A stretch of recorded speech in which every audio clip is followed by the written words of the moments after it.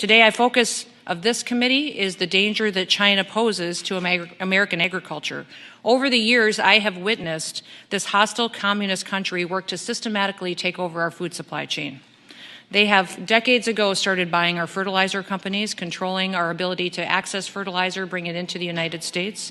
Then I watched them buy up our chemical companies as I worked on implementation of programs and policies at our state level and at the federal level.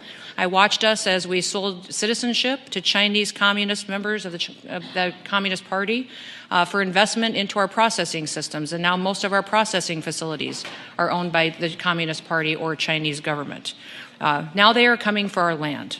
And when they buy up our land, they will complete their chain of control of our food supply. Between 2010 and 2020, the Chinese Communist Party's holdings of ag land increased by 5,300%. Reports now show that China owns about 384,000 acres of U.S. ag land, valued at over $2 billion. This should be alarming to all of us.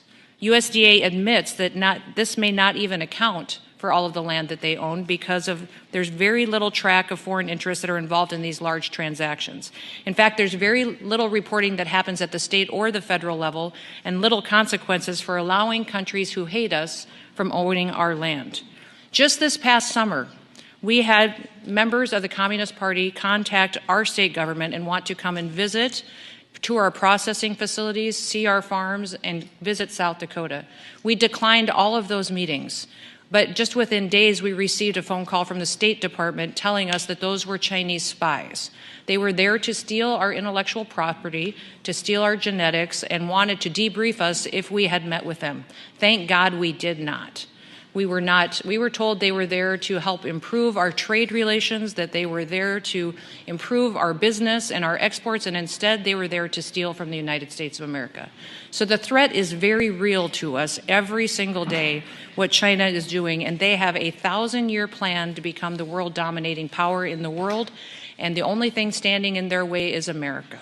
Just this past summer, it was very clear to me when those Chinese spies were in our state that China wants to control us, and they want to do that by controlling our food supply.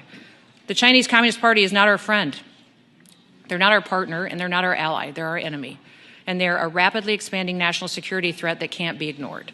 So let me be clear. They are buying up our entire food supply chain, and when America can't feed itself and we rely on other members of another country to feed us, it becomes a national security issue. The country that feeds us will control us.